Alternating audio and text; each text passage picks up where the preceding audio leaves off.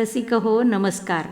महाभारतातील स्त्रीविश्व या मालिकेत मी आपल्या भेटीस घेऊन येत आहे महाभारतातील अनेक परिचित अपरिचित स्त्रिया, त्यांच्या जीवनाचे मनोव्यथेचे यथार्थ दर्शन आपणास या ऑडिओ व्हिडिओच्या माध्यमातून देण्याचा माझा प्रामाणिक प्रयत्न आहे.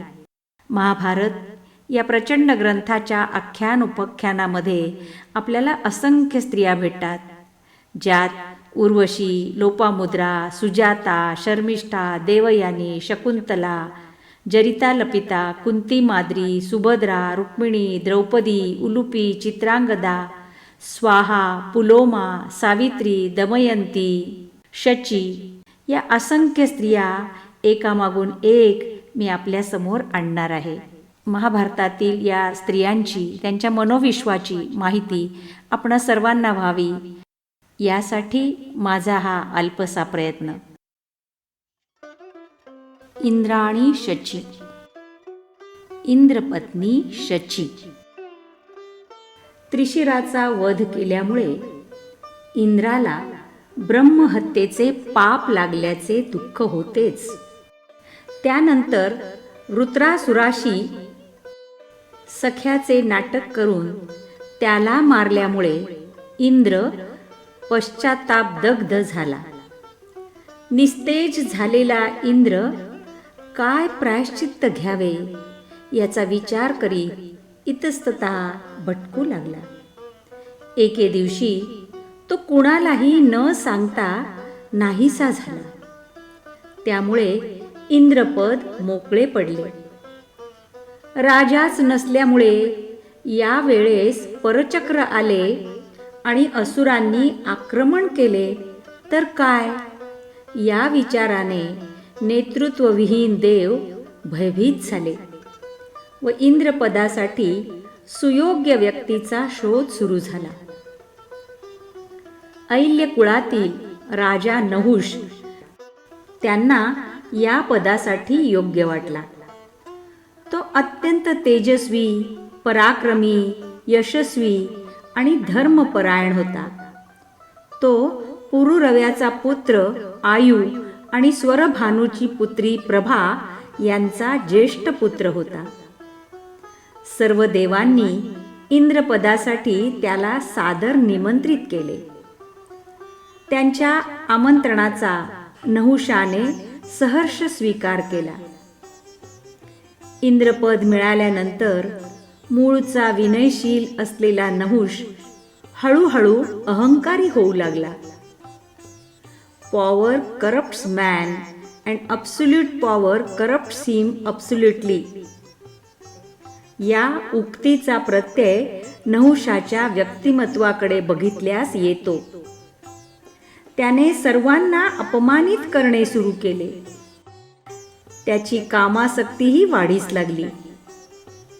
सदैव अप्सरांचा उपभोग घेऊनही त्याची कामेच्छा तृप्त होत नव्हती. तशातच एकदा त्याच्या नजरेत इंद्रपत्नी शची पडली. देवी शची अनुपम सौंदर्यवती होती. त्याने देवांना प्रश्न विचारला, जर इंद्रपद माझे आहे तर मी इंद्राच्या सर्व संपत्तीचा मालक आहे व त्यामुळेच शचीवरही माझा हक्क आहे. तेव्हा तिला माझ्याकडे येण्यास सांगा. आतापर्यंत तुम्ही तिला माझ्या स्वाधीन का बरे केले नाही? नहुषाचा हा अपमानास्पद निरोप मिळाल्यावर शचीच्या तळपायाची आग मस्तकात केली. तिने तसे करण्यास साफ नाकारले व घाबरून जाऊन तिने देवगुरु बृहस्पतींचा आश्रय घेतला. ती म्हणाली, मी एक पतिव्रता आहे. देवराज इंद्राची मी प्राणवल्लभा आहे. त्याच्याबरोबर अत्यंत सुखी आहे. माझ्या इंद्राला सोडून इतर कुणालाही मी माझा पती म्हणून स्वीकारू शकत नाही. तेव्हा बृहस्पतीने तिला अभय दिले व इंद्र लवकरच परत येईल असे सांगून तिला आश्वस्त केले. शची बृहस्पतीच्या आश्रयाने राहत आहे हे कळताच नहुष संतापला. त्याने देवांना बोलावून त्यांची चांगलीच हजेरी घेतली. देवांनी त्याला परस्त्रीला स्पर्श करणे पाप आहे असे सांगून त्याची समजूत काढण्याचा प्रयत्न केला. तेव्हा तो क्रोधित होऊन म्हणाला, ऋषीपत्नी अहिल्येचे सतीत्व इंद्राने तिचा पती गौतम जिवंत असताना नष्ट केले, तेव्हा तुम्ही मूग गिळून गप्प बसलात. त्याने अनेक कपट कारस्थाने केली तरी तुम्ही काही बोलला नाहीत. माझीच वस्तू मी मागतो आहे तर तुम्ही ती परस्त्री आहे असे मला सांगता. ते काही नाही, तिने माझ्या सेवेस हजर राहिले पाहिजे. देव भयभीत होऊन रदबदली करण्यासाठी बृहस्पतीकडे गेले.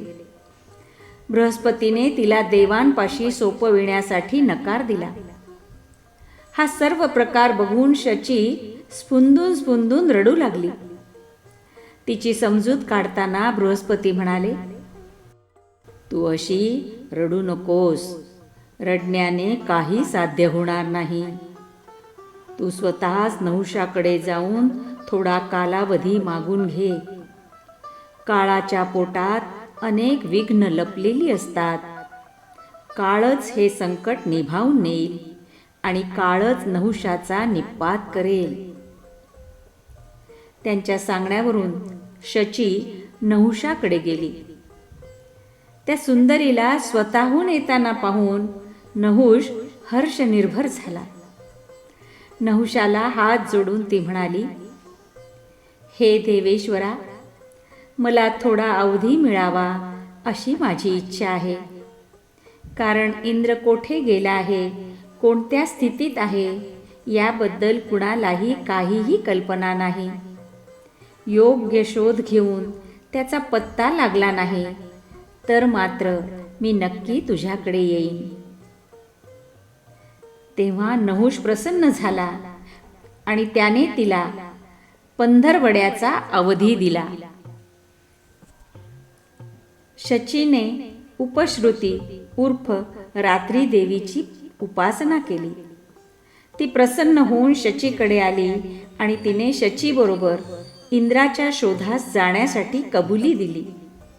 तिच्या मदतीने शचीने इंद्रास शोधून काढले. तो मानस सरोवरात सापडला. ती त्याला म्हणाली, तू शत्रुनाशक आहेस. तू पूर्वीसारखा पराक्रम करून दाखव, अन्यथा तो नहुष बळजबरीने मला त्याची पत्नी बनवेल. तुझ्याशिवाय इतर कुणाचा मी विचारही करू शकत नाही. तेव्हा इंद्र म्हणाला, ही वेळ शक्ती नाही तर युक्ती दाखवण्याची आहे. तू त्याला ऋषियानात बसून यायला सांग. बाकीचे काम आपोआपच होईल. इंद्राचे म्हणणे प्रमाण मानून शची नहुषाकडे गेली. तेव्हा नहुषाने सहर्ष तिचे स्वागत केले. नहुष हसत हसत म्हणाला, प्रिये, तुझे स्वागत असो. मी तुझा सेवक आहे. तू सांगशील ते काम मी नक्की करेन. शची म्हणाली, आता तूच माझा पती होणार आहेस. माझ्या मनात एकच गोष्ट आहे, ती तू पूर्ण कर. हत्ती, घोडे, रथ अशा वाहनात बसून कुणीही फिरते. माझी इच्छा आहे की जगात अपूर्व असे तुझे वाहन असावे. विष्णू, महेश्वर यांच्या जवळही नाही अशा वाहनातून तू माझ्याकडे यावे. थोर ऋषींनी तुझी पालखी वाहून न्यावी. तुझ्यासारख्या पराक्रमी पुरुषाला असेच वाहन शोभते. तेव्हा एवढी माझी छोटीशी इच्छा तू पूर्ण कर.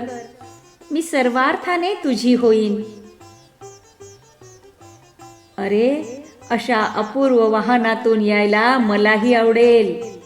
तुझी कोणतीही क्षुद्र इच्छाही मला आज्ञेपेक्षा कमी नाही. तुझी इच्छा मी नाही तर दुसरे कोण पूर्ण करणार? माझे ऐश्वर्य, सामर्थ्य आणि महात्म्य आता तू बघच. त्याप्रमाणे त्याने ऋषीगणांना आपली पालखी वाहण्यास सांगितले. त्याला शचीला कधी भेटतो असे झाले होते. पालखी वाहणाऱ्या ऋषींमध्ये अगस्त्यही होते. तेव्हा तो सर्वांना लवकर चला, लवकर चला असा आग्रह करू लागला. सर्प सर्प म्हणजे जल्दी जल्दी. आपल्या घाईत आपण काय करतो आहोत याचेही त्याला भान राहिले नाही आणि त्याने अगस्त्यांच्या पाठीत लाथेने प्रहार केला. झाले. इतके दिवस दाबून ठेवलेला अगस्त्यांचा राग उफाळला आणि ते उद्गारले, सर्प सर्प सर्प. ठीक आहे, सर्प भव. ऋषींची शापवाणी खरी ठरली व नहुष देवलोकातून भ्रष्ट झाला आणि भूतलावर हजारो वर्ष सरपटत जगला. नहुष पदभ्रष्ट झाल्याचे कळल्यानंतर पश्चात्तापाने प्रायश्चित्त घेऊन शुद्ध झालेला इंद्र परत इंद्रपदावर आरूढ झाला आणि शचीवरचे संकट टळले. स्त्री ही पुरुषाच्या संपत्तीचा एक भाग आहे.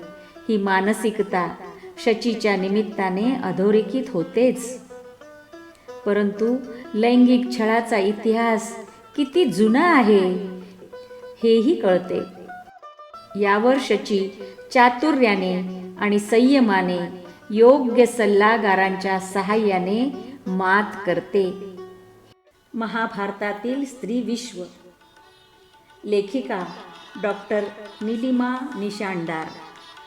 सतारवादन उमा निशाणदार आणि वाचक स्वर होता ॲडव्होकेट प्रेरणा देशपांडे.